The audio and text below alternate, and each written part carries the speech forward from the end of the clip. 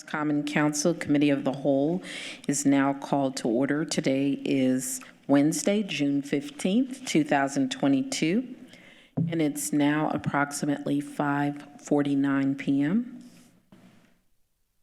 The first item on the agenda today is proposal number 14, 2022, authorizing the City of Lawrence to become a member of the Central Indiana Regional Development Authority pursuant to Indiana Code 36-7.7.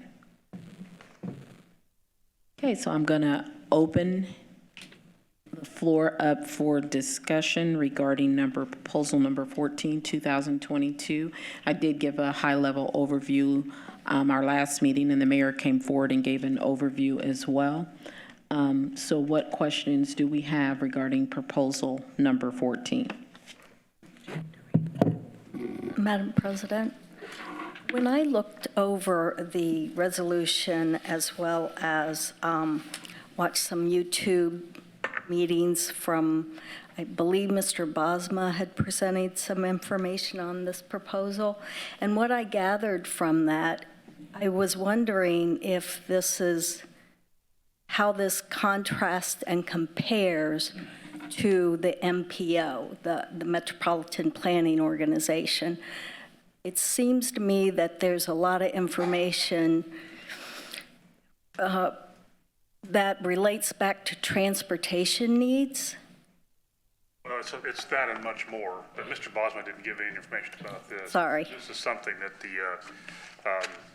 it's been, I suppose, discussed at the level, several mayors, and you see them all on the cities that are included there for quite some time, and it's really something that was, I think, suggested at one point, and we kind of took it and ran with it because Central Indiana is kind of behind most northern and southern Indiana who have formed their own central RDCs.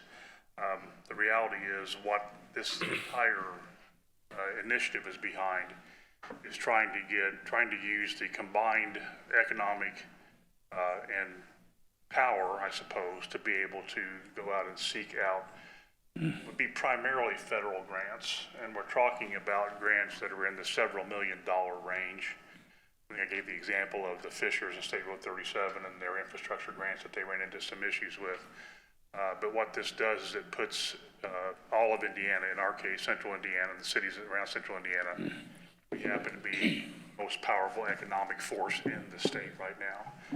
So what it does for us is that depending upon what the project is, we would apply for and hopefully receive that project.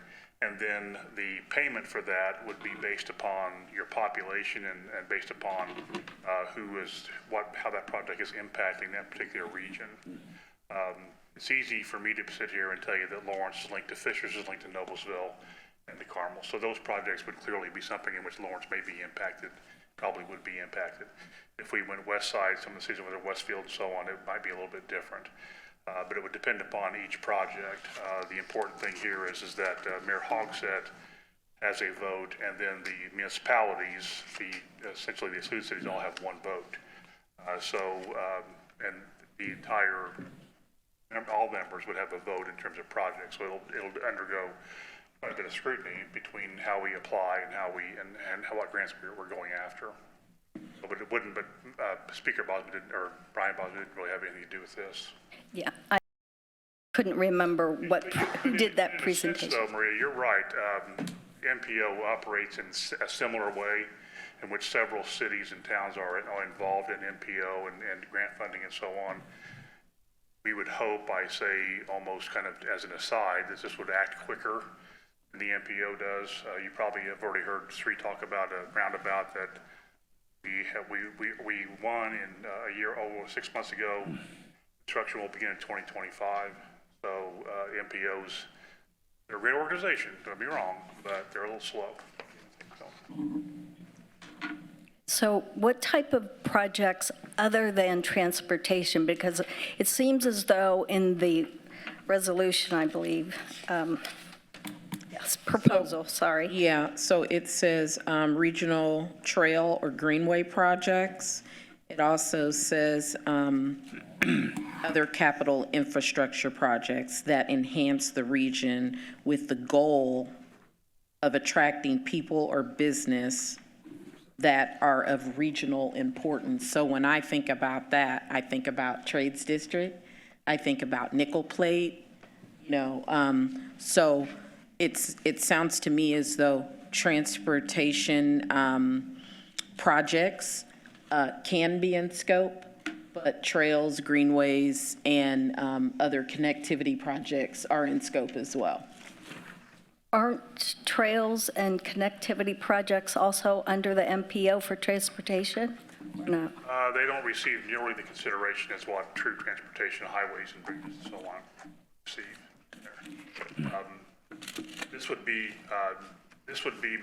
Will have a much wider focus. I think, Lisa, you were reading from it, so it's right there in front of you, where it says whereas, and it kind of identifies what all this will involve, so it's got a much wider scope than what the MPO would have. Thank you.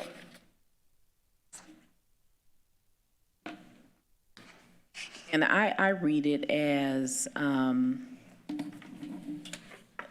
focused projects that will grow legs and actually get done. I gotta remember that. That's sort of how I read it, but, you have mayors who are in surrounding communities, to include Mayor Hogsett, that are invested in it. And I think there's some purpose and intent behind that. If it was counterproductive to MPO, Mayor Hogsett probably wouldn't be on board, I would think. But I think that it allows them to focus. This was the same structure that was used for the Purple Line. So I think that the ability to sort of, join forces and do this gets you a lot further than standing on your own in terms of federal funding. So I think it's just a mechanism to consolidate sort of the powers of the local powers to be able to garner. Frankly, some of this grew out of the fact that there was an attempt to get some regional projects done. And what the response to that was they sort of awarded a project to one region along the White River. Great for the White River people, but Lawrence, for example, was excluded, as was Westfield. This kind of gives us more ability to be able to affect everybody on whatever it may be. But again, as you so correctly say, President Chavis, it gives us all legs as we can stand up here and we can say we're operating as one entity, in agreement on what should be happening here. So there is certainly, I hate to use the phrase power in numbers, but we have a lot of numbers here in Central Indiana that we can utilize.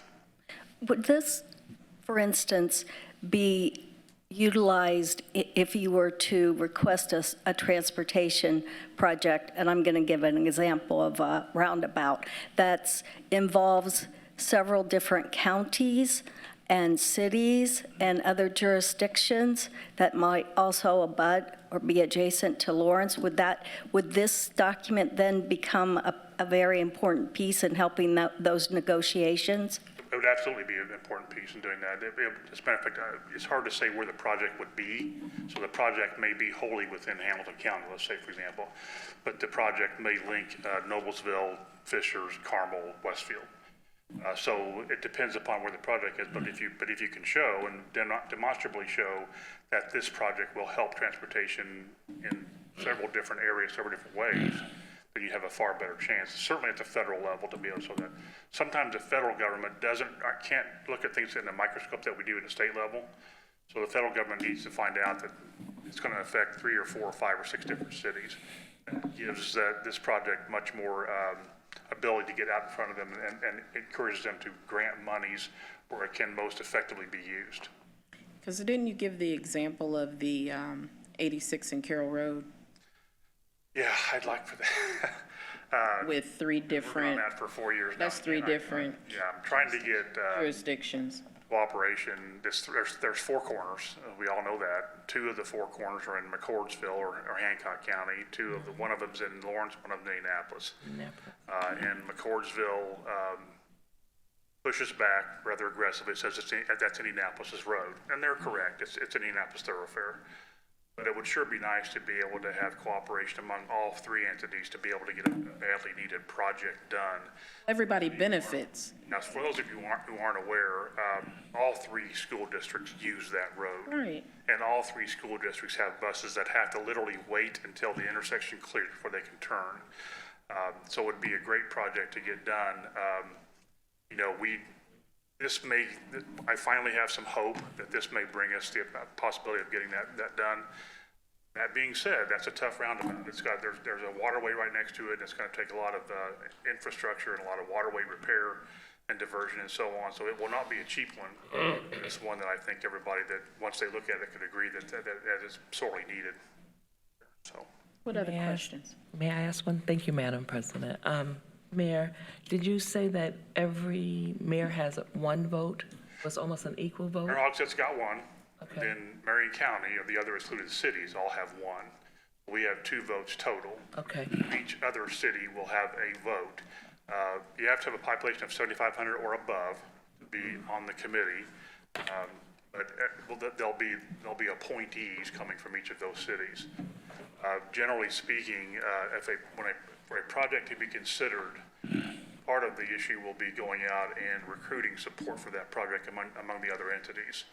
So it will take a good deal of diligence on the part of whatever the project may be. It'll take a good deal of cooperation among the mayors of the cities.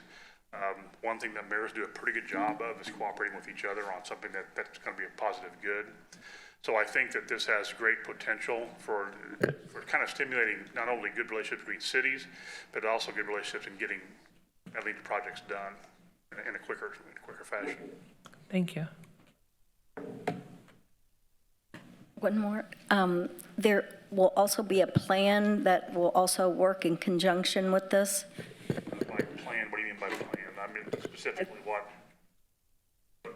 do you mean by? Well, that was going to be my question, was kind of describe that plan to us. Resolution, is that what you mean, Maria?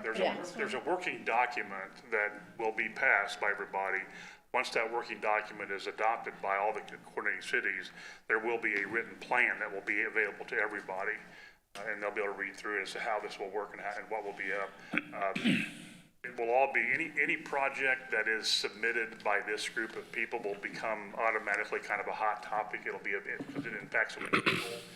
So in terms of the plan coming out, there certainly will be a paper document or a Word document that you'll be able to follow once everybody's on board. That will come relatively quickly, quite frankly. Yeah, that's addressed in resolution number 11. I did have a question. Hope it's not addressed in the resolution. It just kind of hit me here. When you guys actually need to do work, like apply for the actual loans, really put the pen to paper, have we talked about like staff and who's going to share and like who's going to do what? I'll tell you, we have not gotten to the point of hiring staff specifically to do this. As you can see there'll be an appointed, essentially, leader or whatever you want to call it, and then he'll have a staff member that will be borrowed from the city that specifically says that he or she will be hired at no pay. So it'll be a part of his duties that are assigned to him. Because so many cities will be involved, I'm guessing there'll be quite a bit of collaboration among other staff members in there. So at this point, I couldn't tell you that there'll be a specific staff that will be a part of this RDC. What there will be is there'll be people specifically assigned to work on these type of projects in there. If I were a betting man, probably going to be led initially by Fishers and Indianapolis will be the 2 leaders right now. Okay, that's what So Noblesville will be in there. In terms of population, clearly, I mean, Indianapolis is 100,000, we're 50,000, Noblesville's 60,000, Fisher's 100,000. So cities with the higher population are going to naturally have more impact on it. So Yep, that's what I said. Yep. Well, and I think one other thing that I want to make sure everybody understands is the projects, okay, so this is a question. So the projects that are selected, if it's a $8 million project, right? Then everyone contributes? First and foremost, okay, we seek the grant. I mean. Grant, Yeah, the grant yeah, would be- yeah. And it's gonna And be then there's gonna be a match. 80%. Yep, So let's say it's a 10 million, I'm gonna use numbers that are easy for me to figure out. Say it's a $10 million project that we're doing. Yep. 80% of that's funded by the federal government. So then we have to come up with $2 million among these participating cities in there. Now, it may well be that a project is specifically more oriented toward the east side, you know, of it. So it may be that it may be more fair for Fishers and Lawrence and Noblesville to contribute more. We haven't worked out those details yet. That will be tough to do. But I think we'll kind of try and do it as fair as we possibly can. I think the citizens are owed some payback for their investment. So if the cities are going to be involved in paying just the debt service on the bond, we'll have to be able to show that how this is benefiting. yeah, okay. That's exactly what I think. I think I was sort of picking that up from Councilor Rusamora. So, I mean, we clearly don't want to get in the situation where we're paying in on stuff that we don't benefit from, right?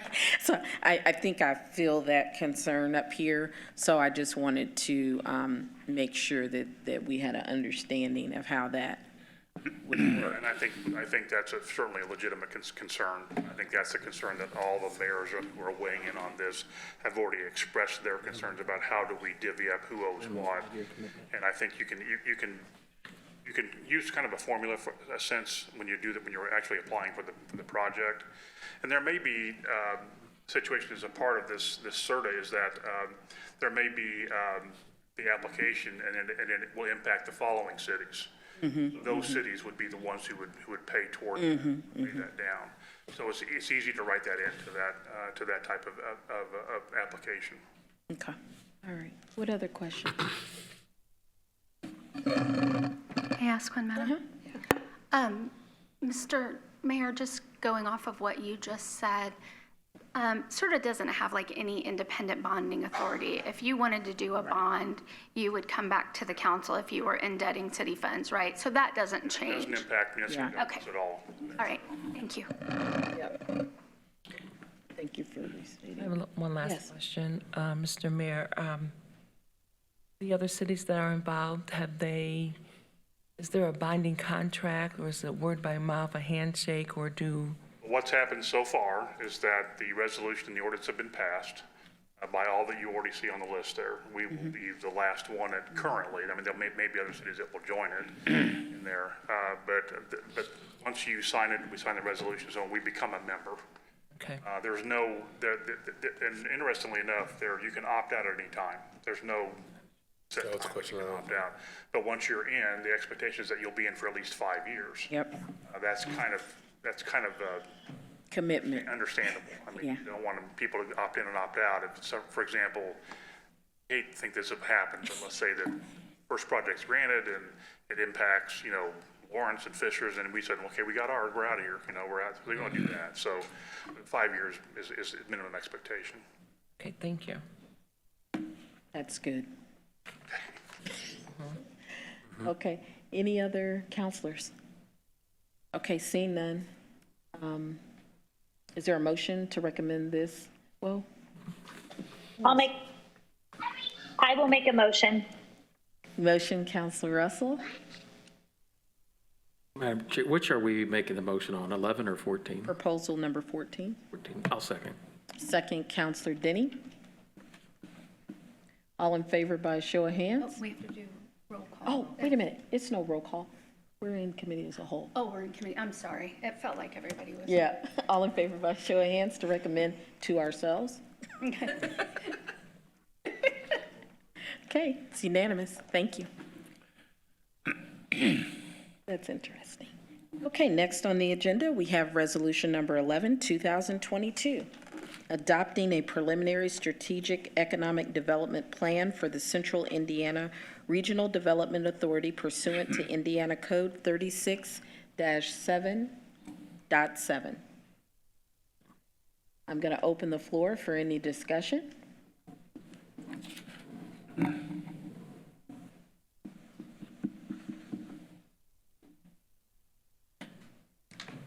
Seeing none, is there a motion to recommend to full council? Madam Chair, this is a good opportunity for the city of Lawrence, so I'd make the motion to recommend this to the full council. Motion, Counselor Denny. Second. Second, Counselor Freeman. All in favor by show of hands? Motion, okay. We have a unanimous to recommend to full council. Okay. I have no other, hey, can you come forward, Controller?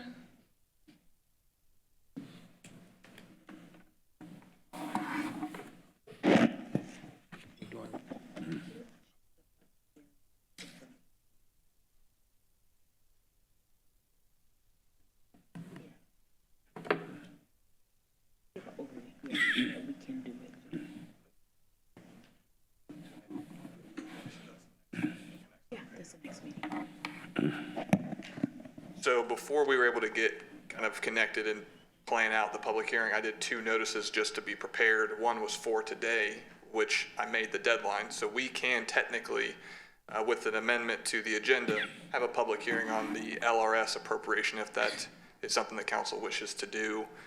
Legally, you have that option. If that's something you would like to do. The alternate date is the first meeting in July? Yes, yes. Okay, all right. Thank you for putting that on the record. I appreciate it.